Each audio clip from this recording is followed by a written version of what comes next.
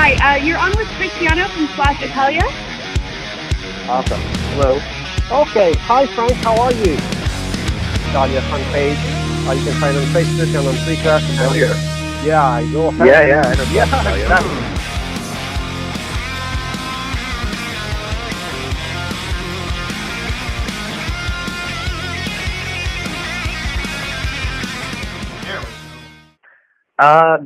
I don't know. I don't think I've ever done that. Actually, I've never. I mean, I will say I'm definitely a fan of of the things that I like and I understand. But I have never full on gone to that level. No, at least not yet. We'll see. We'll see how it goes. There's still room in the future.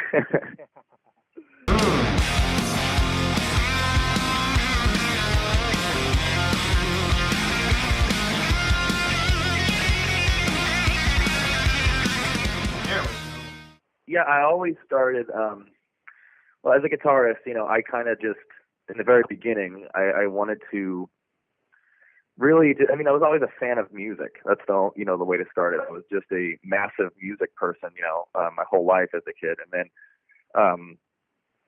I felt like the guitar spoke to me the most. Like, I remember I tried to play. Okay, cool. Hold on. I'm moving around in this hotel. It's like it has good reception, then at times it doesn't. I apologize. Don't worry. So the last thing I was saying, if you can hear me still, it all started guitar-wise. When I started, once I started playing guitar, learning every Zeppelin riff, every Beatles, the David Bowie and Alice Cooper, and all those, just as fast as I could, and as best as I could.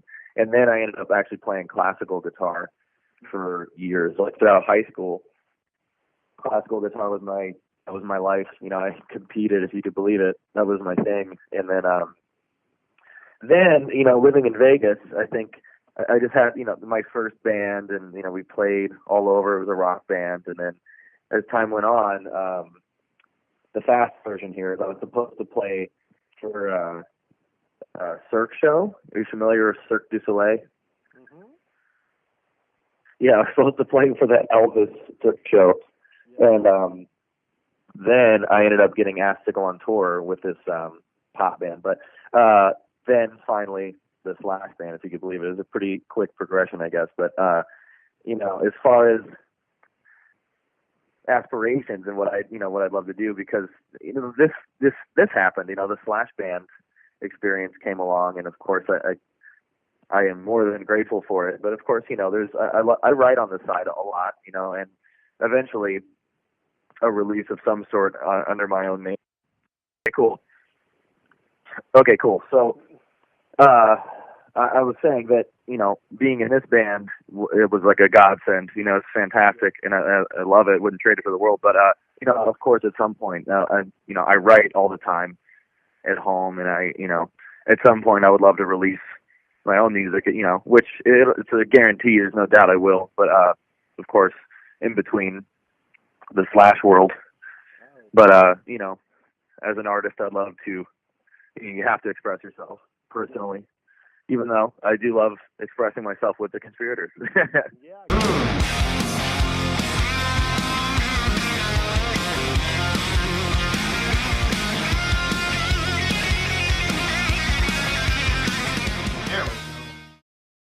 Well, I'd have to say, band-wise, it was Brent Fitz.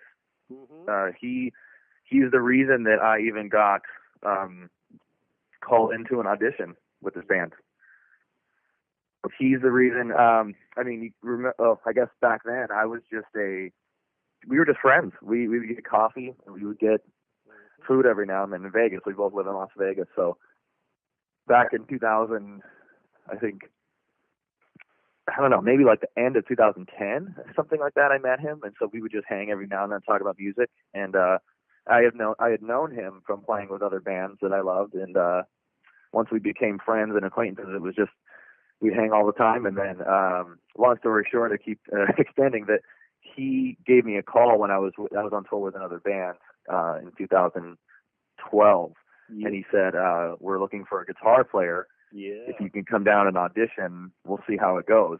And there was no guarantee, of course, and especially with someone like Slash, who is just monster guitar player who only plays guitar. That's all he does. So it's not like he's going to hire a guitar player that, you know, he was just like, dude, this isn't just like a friend reference. Like, you have to come in and show him what you got kind of thing. So I was like, well, absolutely. Just let me know the day.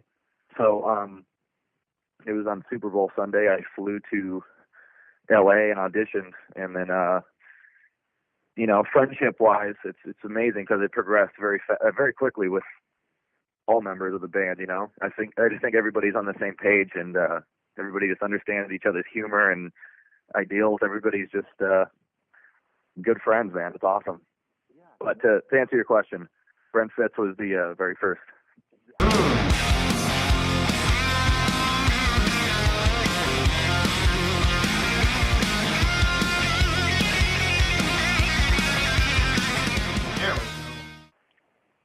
If you listen to the left side of the album, I'm on the whole left side of the album, playing all rhythm.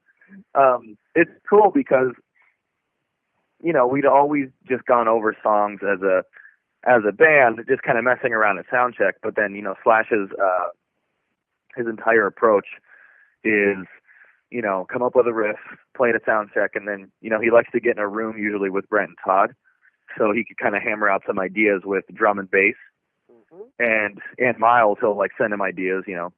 And then what's cool is that once there's kind of like a skeleton to a song, then it's usually when Slash would come to me like, hey, check this out. Or, you know, there's times where he'd send riffs and blah, blah, blah. And then he just gave me the creative freedom to just kind of come up with whatever I was feeling, you know. And it's great because he's very open-minded and very, you know, he's just happy to try anything. Usually it's like, hey, I came up with this. What do you think? He's like, okay, great. And so if he didn't already have something planned for a riff, you know, something for me to play underneath, which is only a couple times throughout this album, you're hearing mostly me on the left side of the album. That's all me, man. Great. I can't wait to hear from you. Yeah. Okay, that's great. Yeah, it's cool, man. I really feel like it's very cohesive as a band. It's great. Yeah. I'm very happy with it. Yeah, I'm happy for you that you are you're thank you. 100% inside this great band.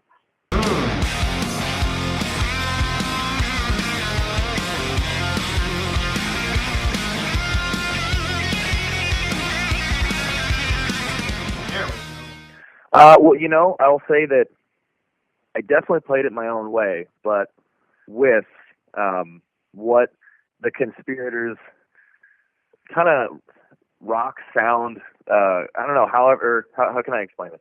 That, you know, in the back of my head, it was like, okay, well, I know, I've known these albums, you know, I know those Guns N' Roses albums, okay, but I also really know these Conspirator albums, you know, I toured the world with the past two, and I feel like I understand that sound that we have, and, you know, I felt like that was a natural progression. It's like once I was writing on the album, I just felt like I had an idea of what would really work underneath Slash. So it was definitely me, but, you know, I'm writing with the Conspirators, so I was kind of, you know, writing Conspirator songs. If that makes any sense. Yeah. Yeah. What about your equipment? Which is natural, which is definitely a natural thing. That's the only other way to explain it, is that it's, you know, it was a natural thing. It wasn't a forced, you know, not trying to like write somebody else's songs. It was our songs, but you know, it's a, you know, it's our thing.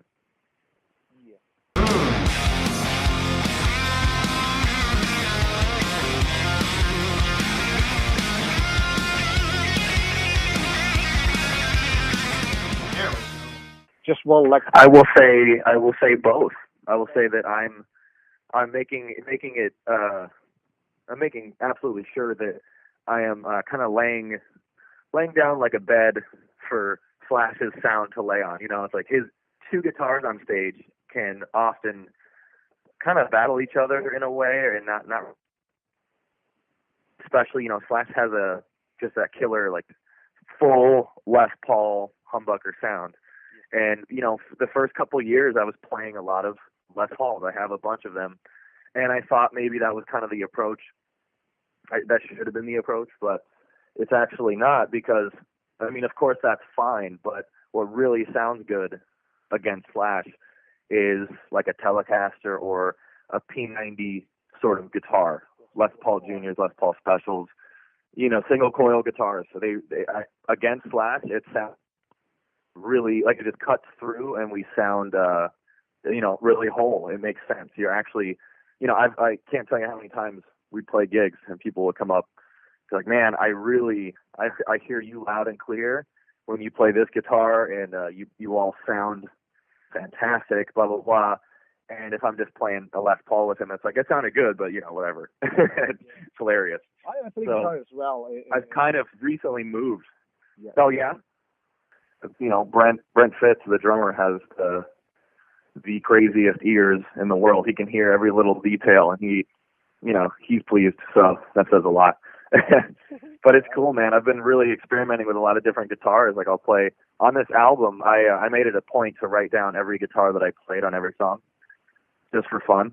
And a lot of it is, I'm playing a Gretsch, I'm playing a Les Paul Jr., I'm playing a lot of cool guitars. And that's why I think the only other humbucker guitar that I really love to play with him is like 335, like hollow body guitars.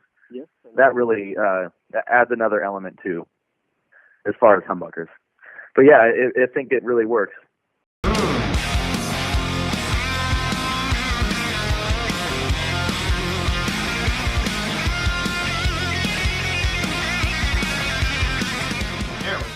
Other than music, I would say animals. I'm a big proponent, or just a big fan of the animal kingdom, and Slash and I talk about animals just as much, if not more, than guitars or any music in general. We're always that's definitely my thing, and I have a lot of animals at home, and I always have, and it's kind of anything I could do to help, or I think the goal at some point is to have some sort of massive sanctuary. But that's just one thing on the side, of course. Love animals. And on the not as exciting side, for unwinding purposes, I play chess. And that's that's not the coolest thing in the world, but bro, I love chess. I play chess like every single day. Yeah. Very exciting, very, very exciting answers.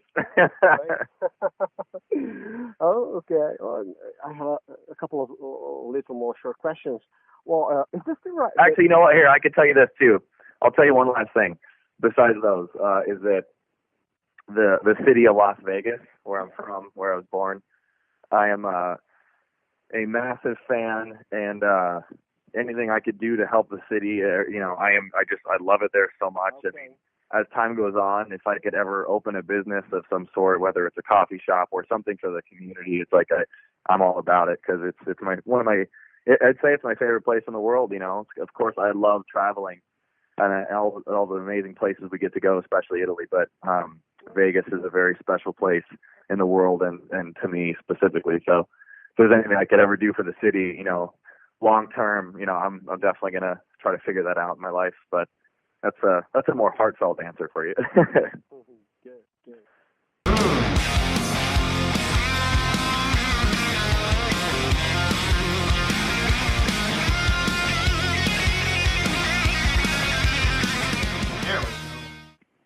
Yeah, I have a bunch of, it's kind of, like how on the iPhone, you just a bunch of voice memos, a ton of like just riffs or, half songs and stuff that's not really fully completed. But what's funny is that I don't think anybody knows this, but in the meantime, in the downtime when Guns N' Roses was off, I keep screwing this up, when Guns N' Roses was touring while the Conspirators were off, when we weren't doing random things, we got together, we wrote a couple songs, which was fun, and those songs are kind of there.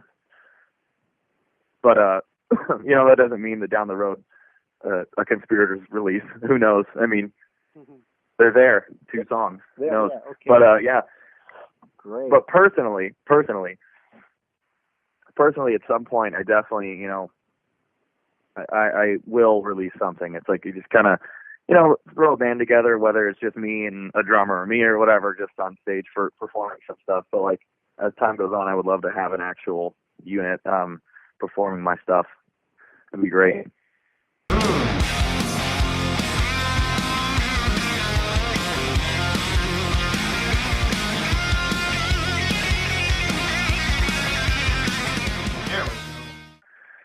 Well, it's crazy. Technically, if you really break it down, the answer would be yes, because I think the dream for anybody in this band as musicians, the dream was music as your life, as a career, and for it to be reality, that's your dream has definitely come true. So I would say yes, but I will say that it didn't come without hardships, of course, and once you get to the point of like playing for a career, there's no plateau. There's no, hey, I made it. It's like none of that really is in any of our heads. I feel like all of that is very, you're still working. It's hard, it's hard work, and you're playing every day.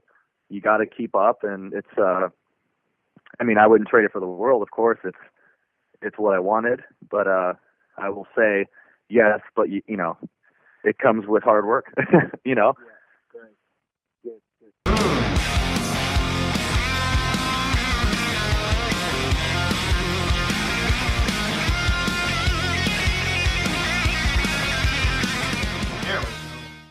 I'll say that in the beginning, that when I didn't know them, it was immediately, we can even go back to my audition, man.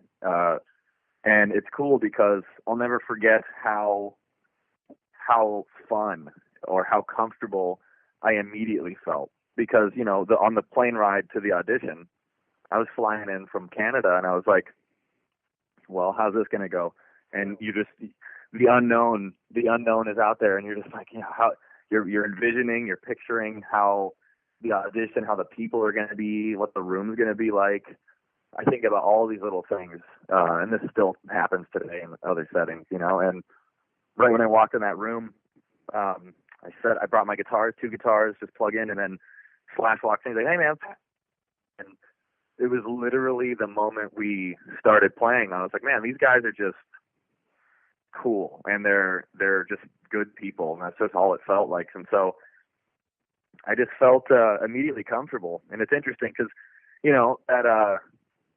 that hard work, it's just I had to cram and just learn every little song or every little detail of every song and just try to make sure it was all there. And so of course it came with you want to make sure everything's cool, and it's like there's never really a nervousness. It's more of like an excited energy playing with these guys. In the beginning, of course, when you don't know, it was a little tense, but Myles, Slash, both of those guys are elite musicians, and just they couldn't be cooler.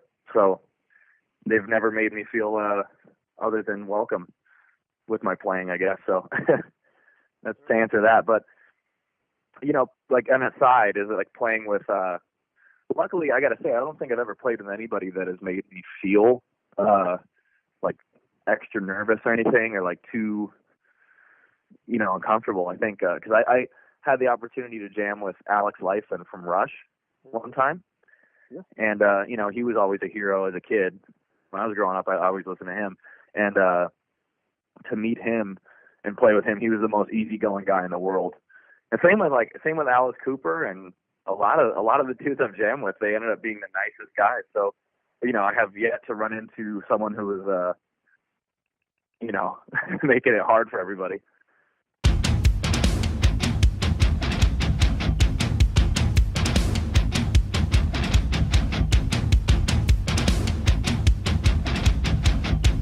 Hey, back at you, man. I look forward to seeing you. I can't wait to be back in Italy. It's one of my favorites.